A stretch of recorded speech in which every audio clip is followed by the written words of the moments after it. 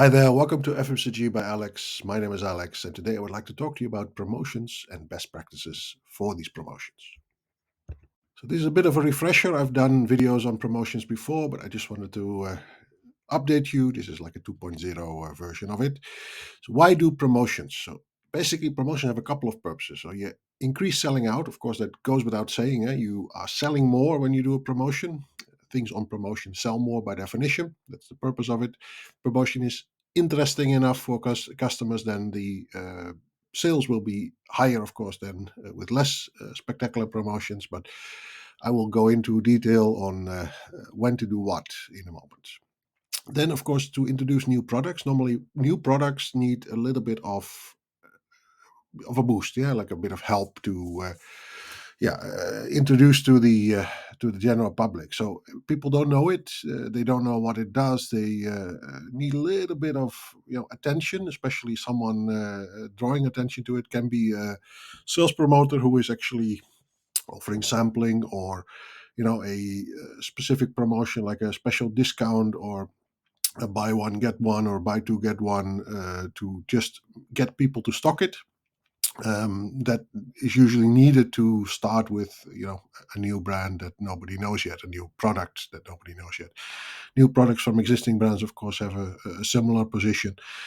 Then, in the end, of course, promotions would like to acquire new customers. If you sell at a discount to people who would buy anyway, of course, promotion makes no sense. That is just giving a discount. You actually make less money on the same customer. So you are looking at getting new customers. Now, promotions actually have very little impact on market share and all those things, but acquiring new customers, like one by one, it's required to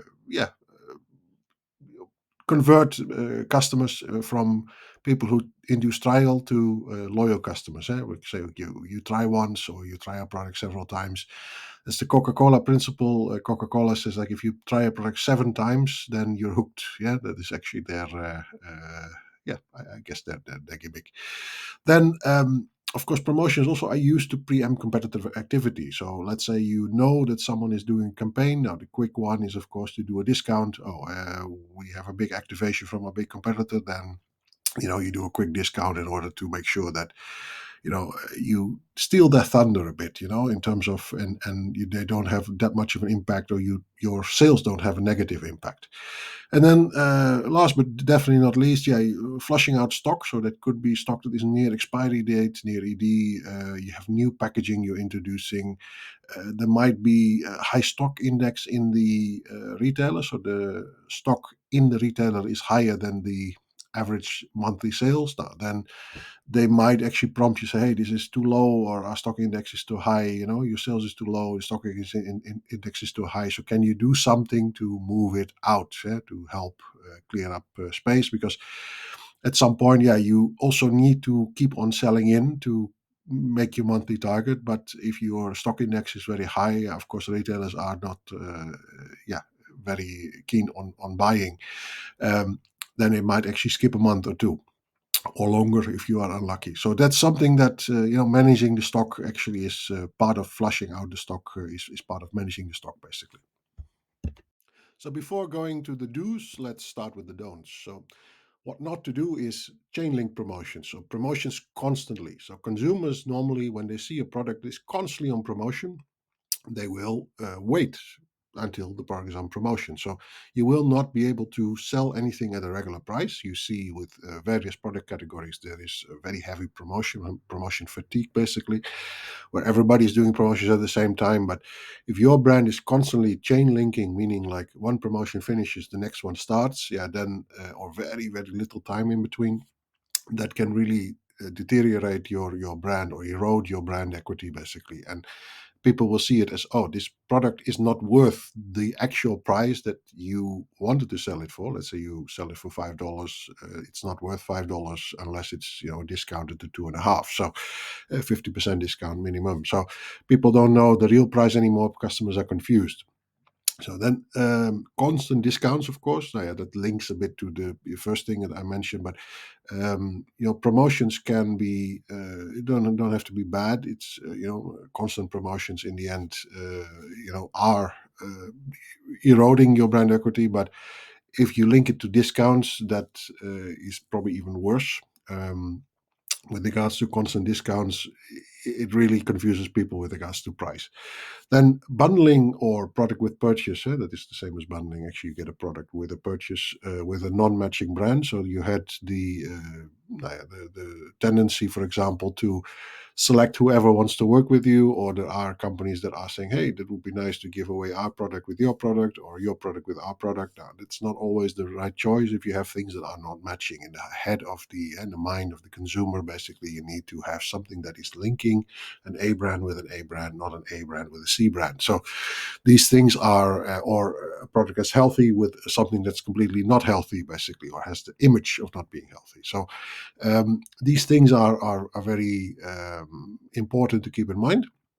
Then, of course, ad hoc channel choice. So you have various channels you're selling. So you have this premium channel, which is, let's say, your channel there where you should do the least discounts. Like in essence, you have uh, choices for channels that are like more, price sensitive customers would visit, where people would also expect to get discounters, for example, where they would expect to get a discount. To flush out stock there, for example, that would be to pool it. So if you are doing it anywhere, you're putting discounted stock right next to fresh stock, then people are saying, hey, why would you do that? And also with packaging changes. So normally when brands update packaging, so they have new packaging for something, it's best to pull back all of the old packaging and then flush it out in a specific, what they call a sink area, which could be a geographic area. So could be retailers in a geographic area, or you are using a specific discount channel or a specific channel for flushing out. So there are maybe from your total portfolio of retailers, you are looking at maybe one or two retailers are really having this, buy two get one or buy one get one type of promotions they're running constantly. Now, that could very fit very well into that. If you do that ad hoc, so meaning like you are just doing it anywhere, that will also confuse customers and it will really damage your brand. And this is something that I haven't covered before, but normally when you do a promotion, so okay, let's do a promotion. We're doing a promotion for now what's coming up, let's say Valentine's Day. Valentine's Day is one day. It's a one day promotion, but let's say usually the week, meaning a couple of days before Valentine's Day or the week before Valentine's Day, the promotion already starts. So maybe you have 7 days in order to gear up. Then, of course, you need to build a display. You need to stock that display. The massive stock index for Valentine's Day with maybe thematic packaging is, or bundling products, or even if it's not thematic, you are going to build up stock, meaning the stock index normally would be, let's say, 50, but you need to build it up to 150 to actually stock the display. Now, the problem is that even if the sales are good, you might be stuck with more stock than you sell on average during the month. So this is the problem with having no backup plan. So what happens next with the stock? So I'm putting it in. I also have to take it out in order to flush it out somewhere else. So, especially if thematic packaging, yeah, that is something that outside of Valentine's Day you might not be able to sell very easily. So, there are usually discounters that actually take that sort of packaging, or it can be flushed out in a channel where people are expecting to find all the leftovers from Christmas, Easter, and all these things basically. So that sort of thing is quite common. So if you build up a massive stock index for the promotion, for whatever reason, then you need to have this backup plan. So this is the thing not to do, is to just push in stock and then think, okay, I'll sell it all. If your sales are maybe only, let's say, 5 cartons a month in a channel, and you're selling in 50 cartons in a store, yeah, then logically speaking, if you have 25 cartons left, they have several months of stock, like half a year of stock or something. They have 5 months of stock inside of their store. So this is something that really bugs retailers. Retailers will also not order for a while. It will really mess up your forecasting. Even though the promotion might really lead to good things for you, but have this backup plan. Okay, what is going to happen with the stock? That's basically the point. So, what should you do then? That is, of course, yeah, I telling you what not to do. So, fair is fair. I'm also telling you what you should do then. So what I found is my philosophy here is that promotion should really, in the first place, always serve the purpose of inducing trial. So getting new customers in who are trying your product. So people who have never tried your product before. So you are converting customers or making, let's say, the product known to customers who are not familiar with it yet. So that is something that you would call a strategic promotion versus a tactical promotion. Tactical promotions would be more like, okay, I'm reacting to something, or I'm quickly reacting to a situation that is a short term thing. Tactical would be short term. And you have basically strategic promotions, which are really helping to build your brand. So strategic promotions normally also require a little bit more preparation. So you have maybe gimmicks instead of a discount. Discounts are normally, if you don't know anything what to do anymore in trade marketing, then do a discount. That is normally the thing we used to say in trade marketing. With regards to strategic promotions, you basically need to create your calendar for the year where you are locking in maybe new product introductions or thematic linked to holidays or back to school sort of thing, basically. So all these things are meant to increase the number of users of your product, so the number of customers who are trying it and buying it. Tactical promotions in terms of discounts, normally they are not forbidden, obviously, but I mean, tactical promotions is selling, say, the same product that someone would already buy. Instead of one, you let them buy two. These things are, of course, not leading to more consumption or more, a new customer. So the marketing dollars are not spent on that. So there are various products that actually have a purpose where you push more stock. So let's say snacks, for example. If people have more snacks in the house, it is proven that if you force them to buy 2 bags of chips instead of one, uh, they will actually consume those 2 bags of chips faster than you would normally consume 1 bag of chips.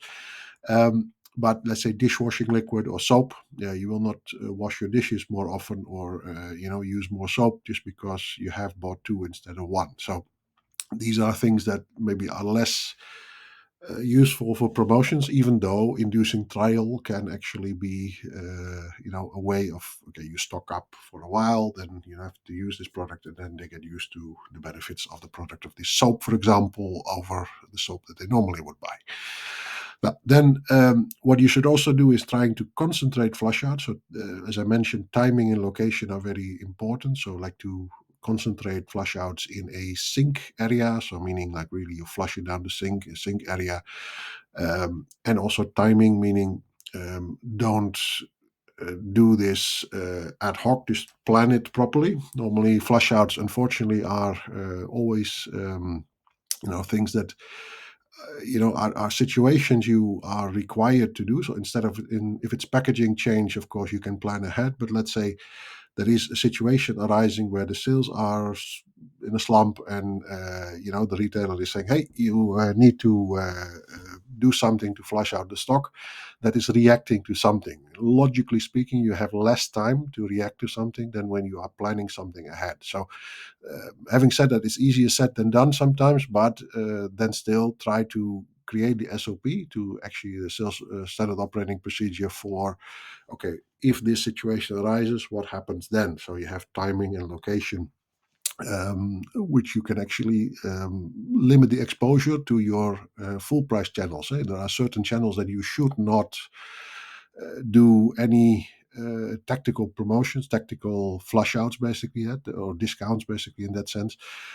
Having said that, a discount can also be very, very interesting if it's, for example, a dynamic discount, meaning like, hey, there is never a discount for this product, but then simply one Saturday only or one weekend only, you can get this product for 30% discount or 50% discount.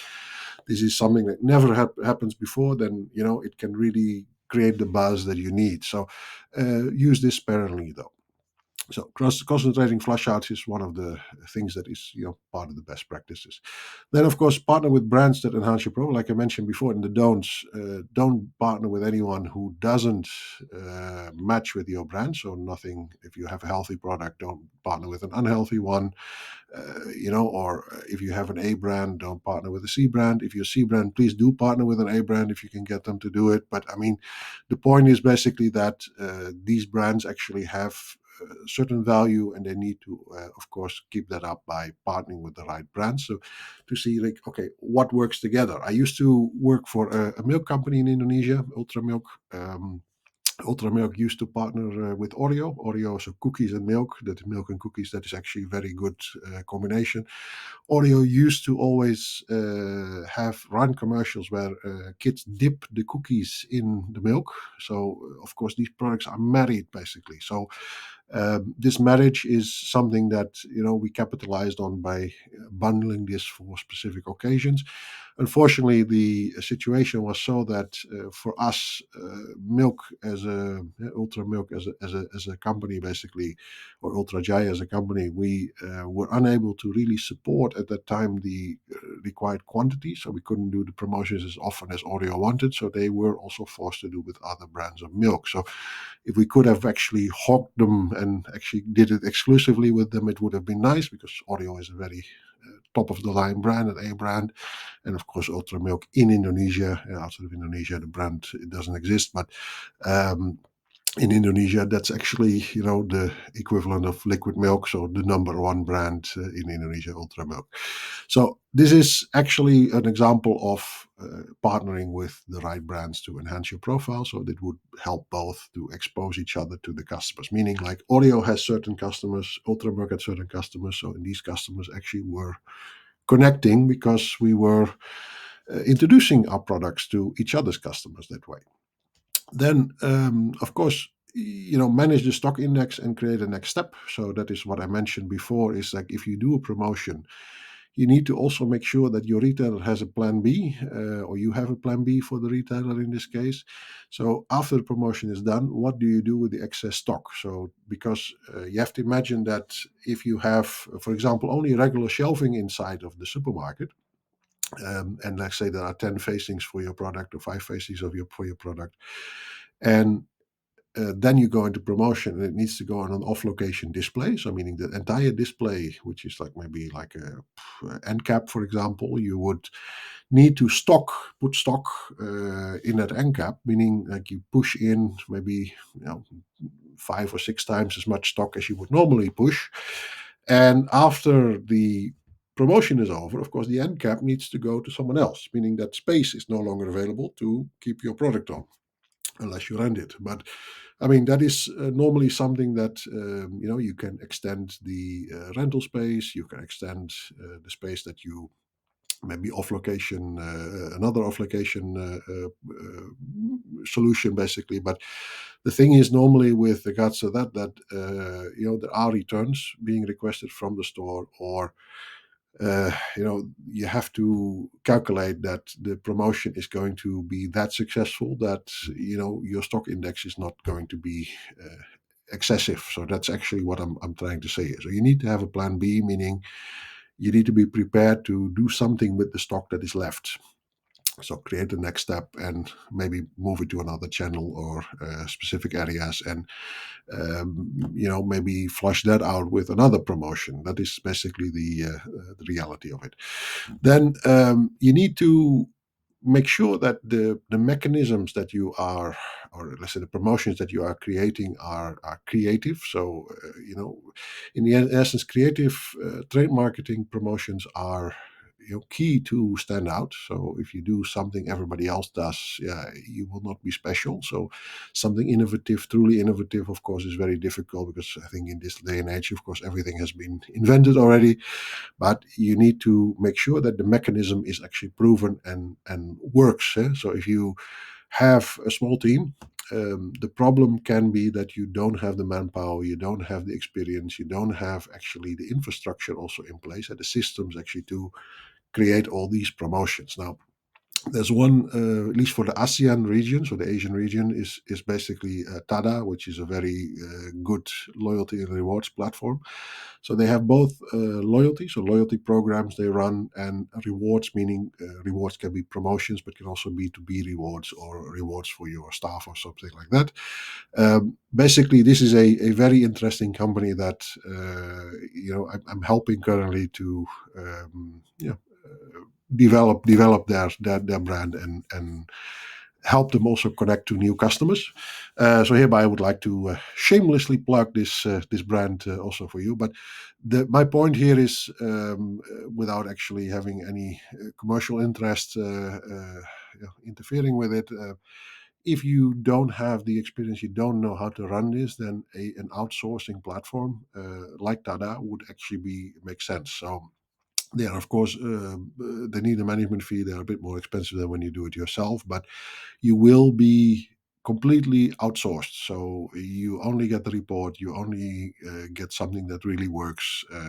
You can still tailor it to your own wishes, obviously, but making sure that everything is connected to the app of the Tada team. Basically, everything is actually arranged for you, and the only thing you need to do is run the promotion and pay for the cost associated with it. And in the end, they will run it. They will report. All the analytics are yours to keep, obviously. So this is one of the things that I would warmly recommend anyone who is currently, thinking, okay, I don't have the time to think of something unique and original. I don't have the team to actually, manage this, or and I don't have the stomach basically to to really arrange all the individual things basically. So maybe the scale even of the rewards might be they are able to supply from various vendors, like rewards for customers in essence. So just wanted to make sure that I share this with you guys, so you have a good picture of what is available in the market. So for Indonesia, I am working with these guys, and they also have several branches in the ASEAN region, basically the ASEAN market. So you're talking about Singapore, Malaysia, etc. So you can actually get in touch with me, and I'll connect you to the Tata team. So thanks for watching. I basically would like to invite anyone who has questions about this or comments. Please do leave them in the comment section. I'll respond, or send me an email at alex@devriessalesconsultancy.com. Don't forget to like and subscribe, and do check out Tada. It's www.usetada.com. That is their website. So please feel free to reach out to me, and I'll connect you, like I said. I hope to see you in the next video. Thank you. Bye-bye.